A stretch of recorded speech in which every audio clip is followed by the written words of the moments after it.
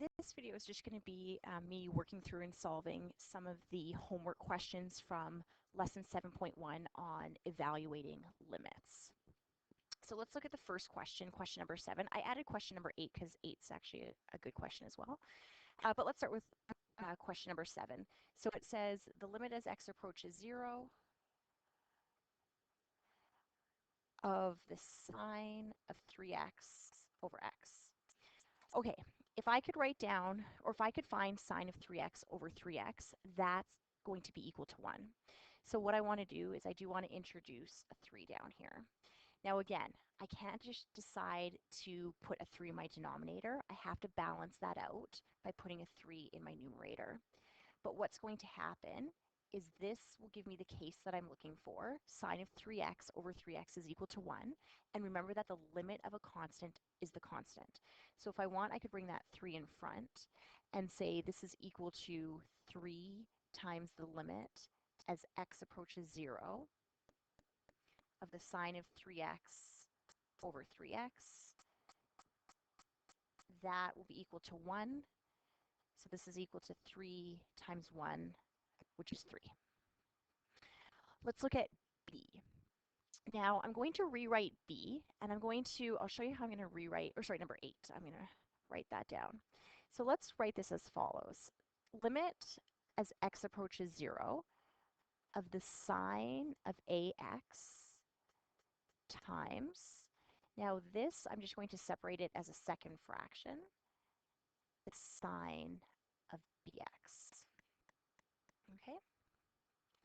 So I've just split this up into my numerator is my left fraction, and this is going to be my second fraction, my denominator. Now, if I could get the sine of ax over ax, that's going to be the case that I look for, which is a 1. So what I want to do is I want to get an ax down here, and I'm going to balance it out by writing an ax in my numerator. Over here, I have the sine of, I've got 1 over the sine of bx. If I can get bx over the sine of bx, that would be the case that I'm looking for. So I'm going to introduce a bx into my numerator, balance it out by putting a bx in my denominator. This is equal to 1. This is 1. X over x will cancel, and what I'm left with is a over b. Okay, this limit here, what I want you to see for this one's actually a little bit complex, but I want to show you how I could rewrite number 9. So number 9 is the limit as x approaches 0. So sine cubed of 2x could be rewritten as the sine of 2x cubed all over the sine of 3x cubed.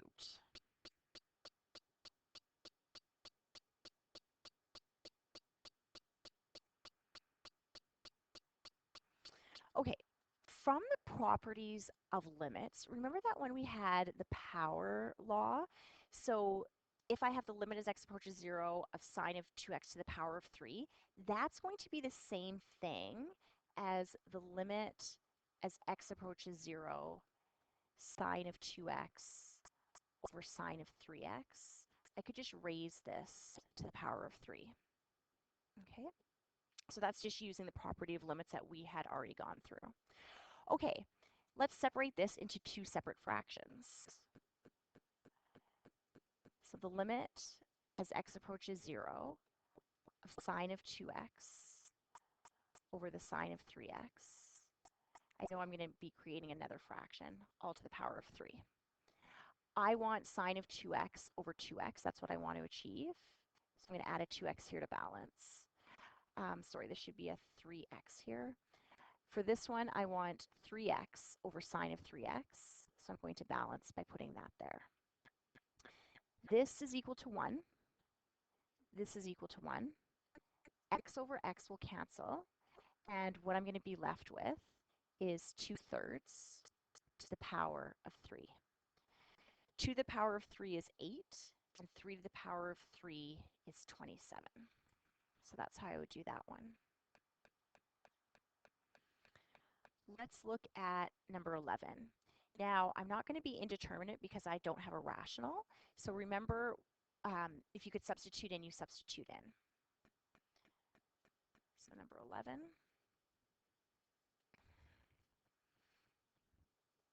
limit as x approaches 0 of x squared plus cosine of x. That's equal to 0 squared plus the cosine at 0. 0 squared is 0. Cosine of 0 is 1. So that answer is going to be 1. Number 13, limit it as x approaches pi over 4 of sine of x over 3x. So for this one, we could directly input pi over 4. So let's substitute that in. Sine of pi over 4 over 3 times pi over 4. Actually, I'll show you another way that we could have, we'll do this in two different ways, because some of you will see that I could create, oh no, actually we wouldn't, because we can't just input an argument of 3. So no, never mind. We're going to directly input pi over 4. Okay, so sine at pi over 4. So on my unit circle, pi over 4 is root 2 over 2, root 2 over 2. So sine at pi over 4 is going to be root 2 over 2. It's the y value. Divided by this denominator, 3 times pi over 4 is 3 pi over 4. Let's redo this question by multiplying by the reciprocal. 2 goes into 2 once, 2 goes into 4 twice. And what I will get is I will get 2 root 2 over 3 pi as my answer.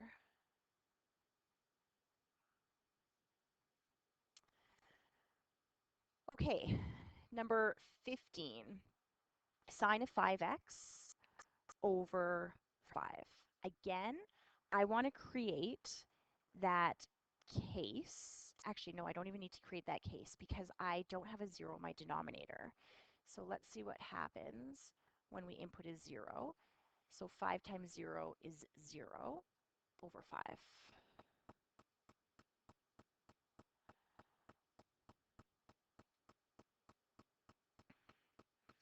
Sine of 0 is 0 over 5, and the answer is going to be 0. Some of you might look at this and you might say, could we have created the case? And I'll show you how we'll get the same answer if we create the case. Limit as x approaches 0 of sine of 5x over 5. So if I could put an x down here, right? Sine of 5x over 5x is going to be 1. But if I put an x on the bottom, I need to put an x on the top. This becomes 1. And if I'm inputting x is 0, I've got 1 times 0, which is 0. So even if I create the case of sine of 5x over 5x, I'm going to get the same answer.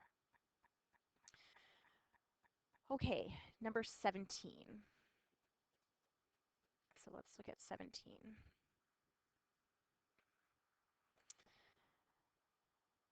Okay, so we've got the limit as x approaches 0 of tan of 3x over 3 tan of 2x. So the first thing I'm going to do is I'm going to recognize that the limit of a constant is the constant, and I'm going to bring that out.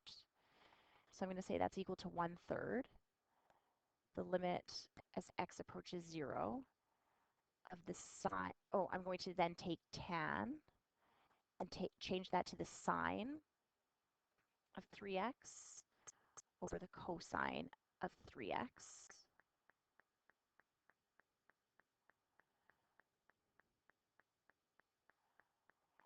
And that's being divided by the tan of 2x, which is the sine of 2x, over the cosine of 2x. Let's rewrite this so that we're multiplying by the reciprocal.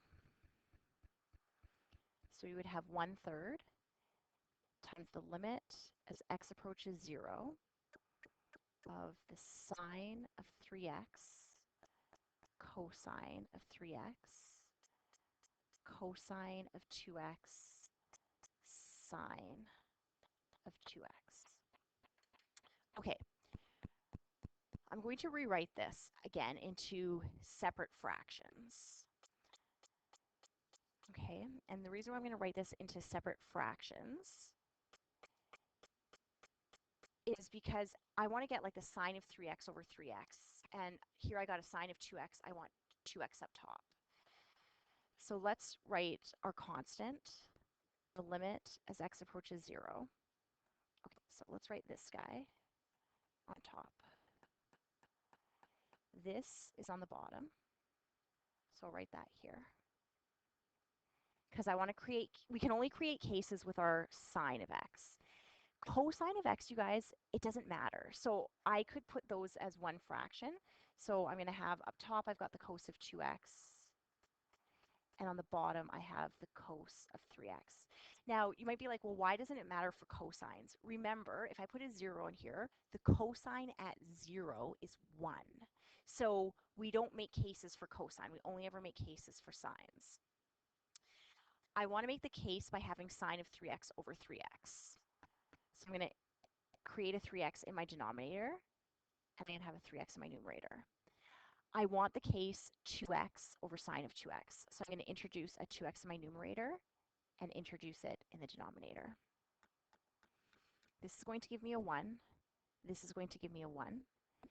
X over x will cancel, and I'm going to be left with 3 over 2. And then this is going to be the cos of 0 over the cos of 0. Now, if I said to you, well, what's the cos of 0? Cos of 0 is 1. So what do I have? I've got the 1/3. This gives me a 1. This gives me a 1.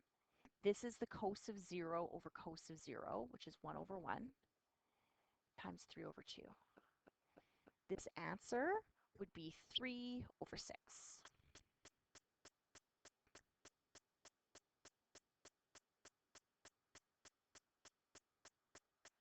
which will reduce to 1/2. Okay, so that's number 17. Let's look at number 19.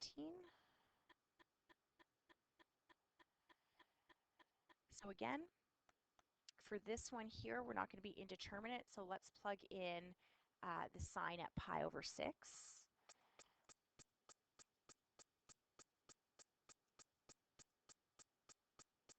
So this is equal to the square root of the sine of pi over 6. Pi over 6 on my unit circle is at 30 degrees. And it's root 3 over 2, comma 1/2. So sine of pi over 6 is equal to 1/2. So it's the square root of 1/2. Remember that we could rewrite this as the square root of 1 over the square root of 2. That's equal to 1 over root 2. And then I would just rationalize if they want the answer rationalized. And I'd get root 2 over 2. Okay. Even though I didn't assign 20, just looking at it, 20 is a good question. So try number 20. Limit as x approaches 0 of the sine of 6x over the cosine of 4x. So separate that into two fractions.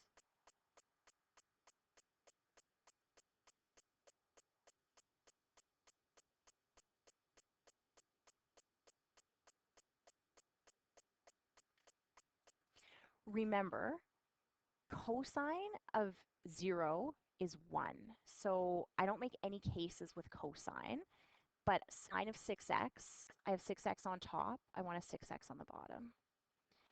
And then I need to balance that out.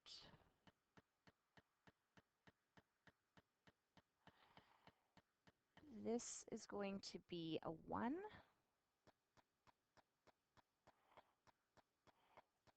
I could do a couple of things with this guy. I could bring that 6 in front. So I'd have a 6, This will give me a 1. And then, again, I'd be inputting 0. Sorry.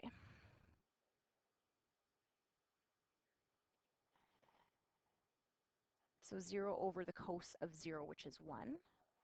Anything times 0, we'd be getting an answer of 0 here. 21, I will do. And maybe 27, I will do.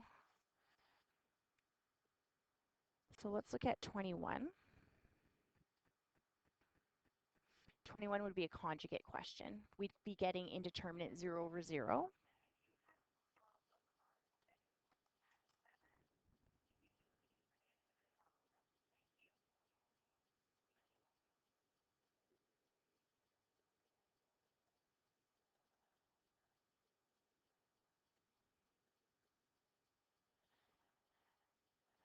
So expand out the conjugate.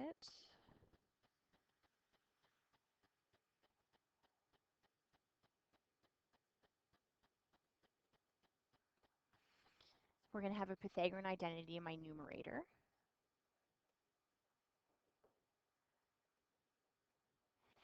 And cos squared of x minus 1 would be equal to negative sine squared of x.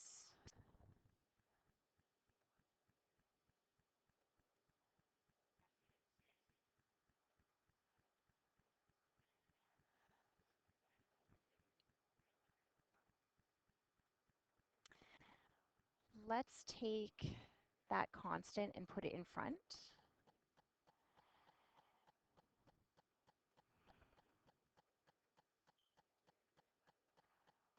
We've got 2 sines of x in my numerator. And I've got 1 sine of x in my denominator.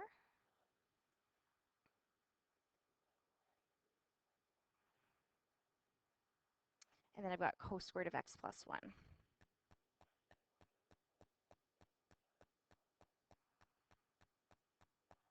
Sorry, cos of x plus 1.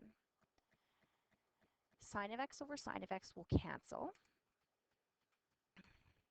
So I will no longer be indeterminate here.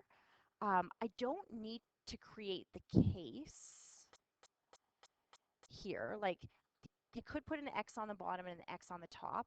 Well, actually, if you're used to creating the case, let's do that. Negative 1 times the limit as x approaches 0. I've got sine of x on top. I've got cos of x plus 1 in my denominator. And if you want to create the case, you'd be introducing an x in the denominator and an x in the numerator. Okay, so what would we have?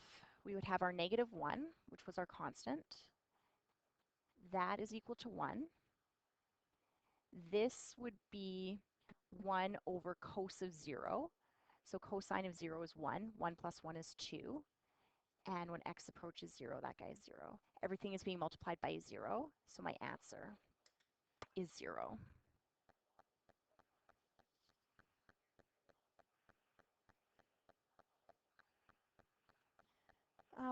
Let's look at one more together.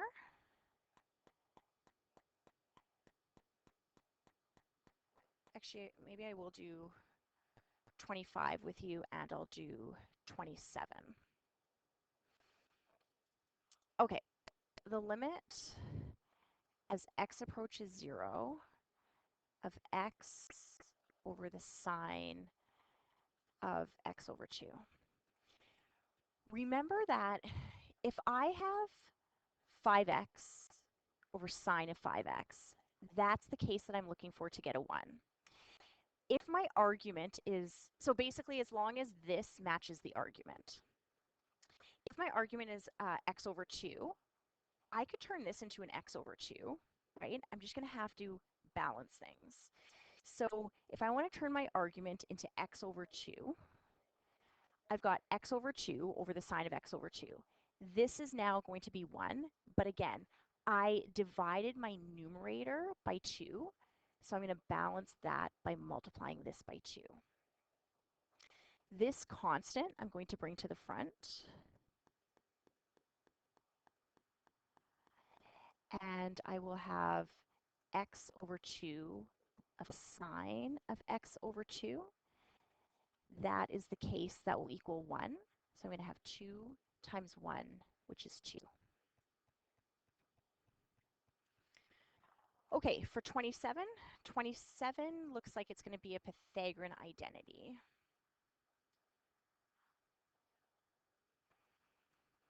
So sine squared of x plus cos squared of x is equal to 1. 1 minus cos squared of x is going to be, let me just see, 1 minus cos squared of x is going to be sine squared of x. So let's replace this with its identity. Sorry, replace this with the identity.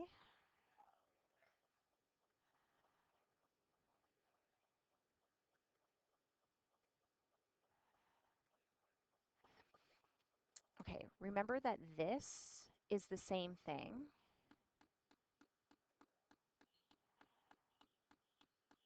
Actually, I was going to do this in a different way, but I'm just seeing that this is sine of x times sine of x over x and x, right?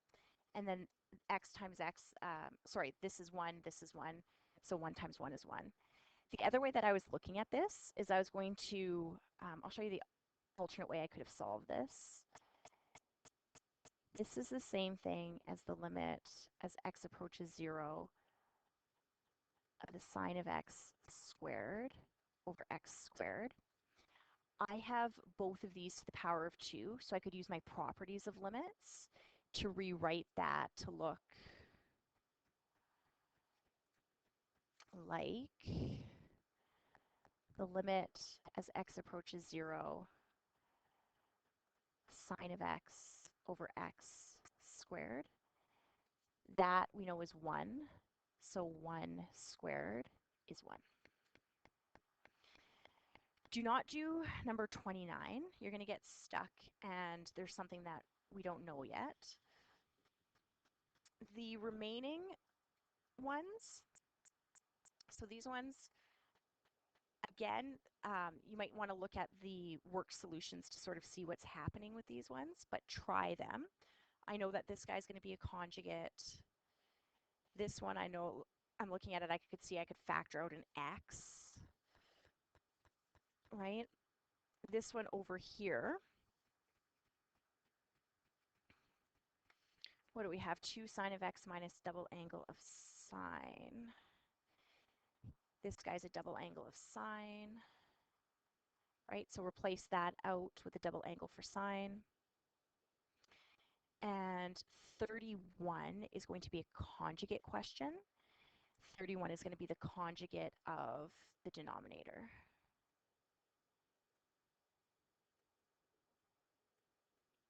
Okay, so try those guys. 35 again, conjugate of the numerator, and 37 factor out.